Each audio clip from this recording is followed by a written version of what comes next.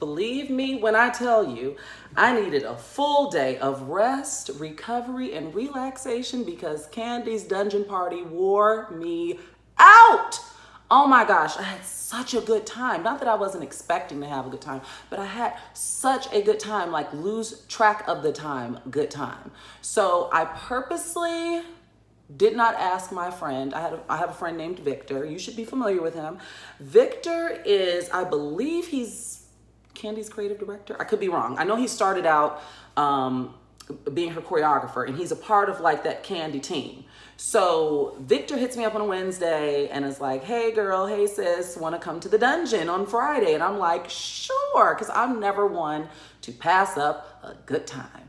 Now, after I agreed to this, I did panic a bit because I know that the dungeon, there's a dress code. And Shar, what are you going to wear? It's not like one of those things like you pull out your freakum dress. Like, it's like one of those things like the more salacious, the freakier, the better. So I dusted off some bralette that I had, honey, and I wore some high-waisted leggings and some stilettos, open toe, black, like pencil stilettos, right? So Friday rolls around, like I said, I go to the party. What I did like to kick it off, this was at the Novo, downtown Los Angeles. So it's in LA Live. And what I did enjoy is that Kandi, when she came out, first of all, she performed. This started at 9 p.m., by the way. Remember that. So she performed, and then she went into this speech about consent. Now, that matters because if you think back to how the dungeon was even birthed, like Kandi flipped scandal into a check, like she always does. Those of you who are familiar with the Real Housewives of Atlanta and watch like I do, then you know the story. Those of you who do not, really quickly, the footnotes version is Phaedra Parks, who's a former cast member who's rumored to be returning. A few seasons ago, she was fired for spreading a rumor that Kandi and her husband Todd were drugging women and taking them to the sex dungeon in their house. Now, personally, I look at Kandi as an open book. I think that Kandi is not shy or prude about things like that, hence bedroom Kandi. We haven't seen her be prude on the show, on Housewives of Atlanta, and I think that if she had a sex dungeon, we'd be privy to that. Whether we saw it or not, like it would be mentioned in jest between her and Todd. That's just personally. So that's how this came to be. And like I said, she made sure that there was consent throughout the entire thing. Mind you, I don't know what the hell to expect, right? So the order of the show, first of all, let me tell you about the demographic. The LGBT community was out in full force. We had good representation there. There were a lot of gay couples. There were a lot of lesbian couples. And there was nothing iffy or discriminatory. Like, they were involved in everything and on stage and Kandi. Like, it wasn't no toxicity in the building. Everybody was getting along. I did also notice a lot of couples ranging, in my opinion, I guess from early 30s and up. There was no cap, okay? And then, of course, there was that one little pocket of like the freaky aunties. You know them, I know them, we know them. You know what I'm talking about. So that was like the demographic. From my understanding, these tickets range from $90 to $107, which isn't too bad. And I'm gonna get to why it's not too bad in a minute. And yeah, they damn near sold out. Like, it was packed wall to wall. There was an upstairs. I was downstairs by the engineering booth, and you'll see that in my videos. So the order of the show, for starters, I want to say that I wanted to saw my feet off at one time. Like, those of you who wear heels, you know. Okay, so this show ran for about 3 hours. I wasn't prepared for that, okay? Like, literally, it started at 9 and ended like at 12:15. I'm not joking.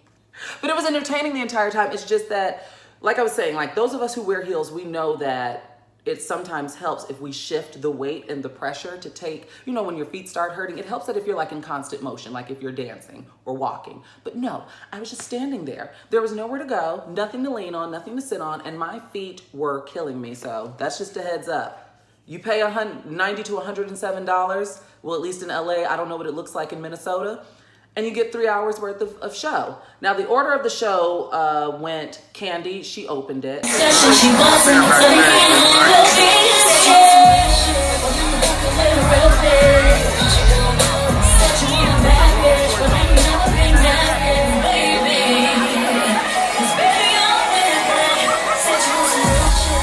at Todd.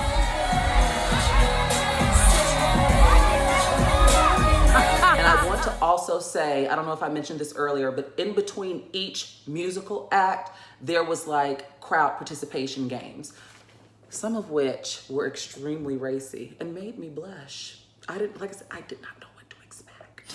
I don't know. I had to like some old fogies. Yeah. Thought I got scared.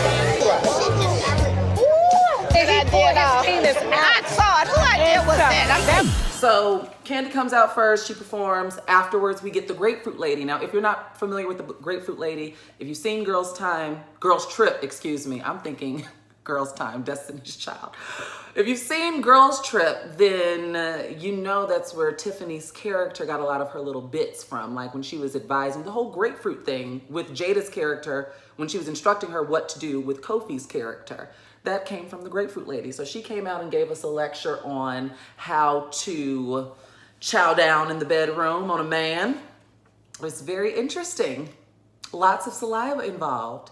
And I want to also say, I know I keep cutting into this, but I want to say I followed instructions because the team, the stagehands, Kandi, everybody said, you know, do not record. They were explicit in their instructions about not recording the crowd and audience participation, even though some videos, if you search the hashtag welcome to the dungeon or hashtag I survived the dungeon, you will see some of what I'm talking about. So Kandi came out, then the Grapefruit Lady, delicious, right? Like those of you who are my peers and of my era, you know from Flavor of Love, we know Delicious can blow, Delicious can sing.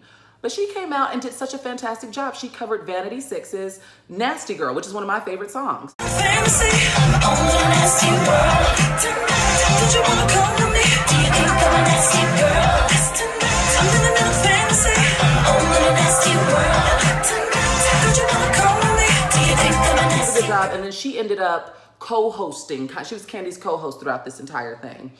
Afterwards, we had Tamar. Now, what I will say about Tamar is that last year for my 30th birthday, some friends took me, they surprised me with the Great Escape tour. I was entering 30. I wanted to be auntie. It was Tamar, Monica, Escape.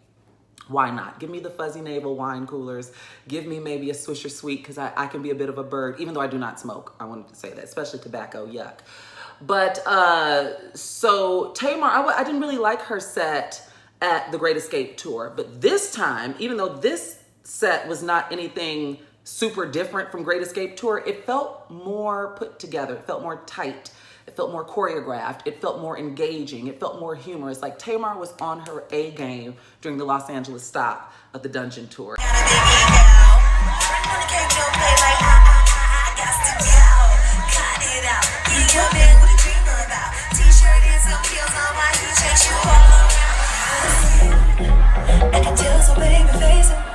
I know you've been brave, baby, nothing can do it.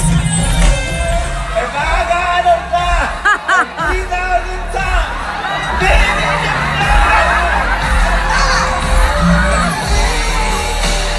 She was hilarious, she was engaging, it was great.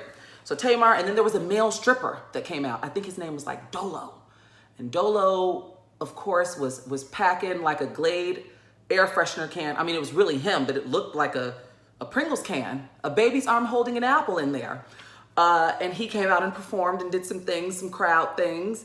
And then we had Shamari and Kandi. They performed. feel like ain't nobody fucking with me.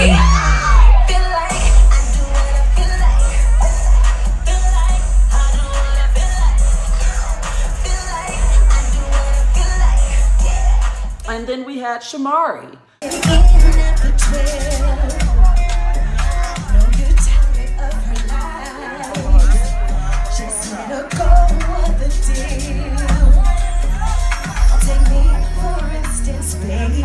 And then to close out the show was Trina.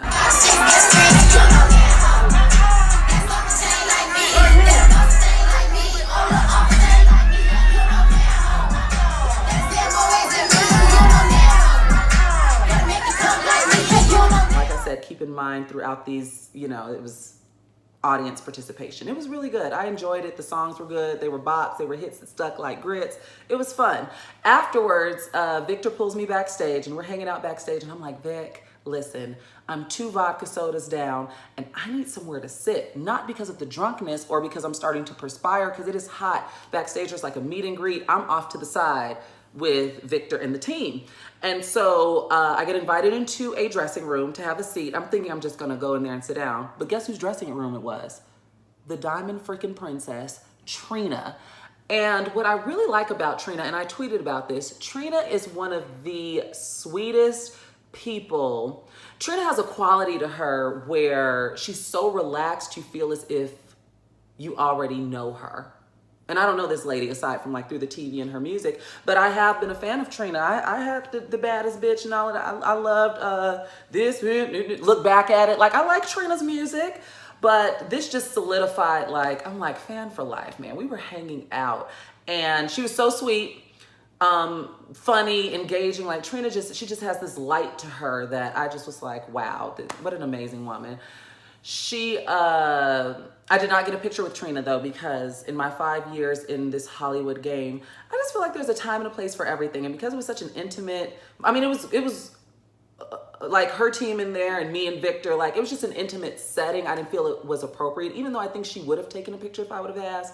I also didn't want to be no groupie hoe. I did get a picture with Kandi and Shamari at the after party because that felt more of a fitting environment. Plus I had spoken to Kandi. So saw Trina. I'm turning corners seeing Sherry Shepherd. I wished her a happy belated birthday. By the way, happy birthday to Kandi. Her birthday's later this week. You know, she's a Taurus. Just seeing, I went up to Delicious's dressing room. She cool as hell too. Like I'm just sitting in this. It's great. It's great. I'm having a good time. Fast forward to the after party. We have an even better time. It's a small group, great lighting. Took my pictures, had my fun, did the Before I Let Go challenge with Kandi.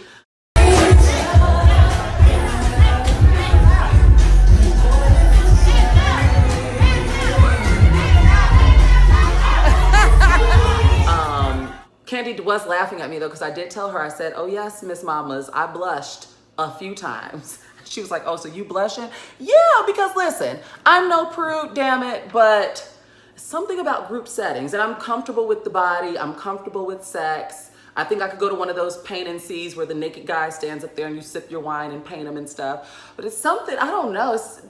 I don't know. I'm no prude, not to tell my business, but I mean, I'm no prude, you know, when it's some one-on-one time in the privacy of a boudoir, but it's something about a group setting, even with the lights out and everyone watching. Some of those couples, I was blushing at some of the things that were taking place on this stage. I don't like no damn strippers. I ain't never liked no damn strippers. I apologize. Oh, thank you so much.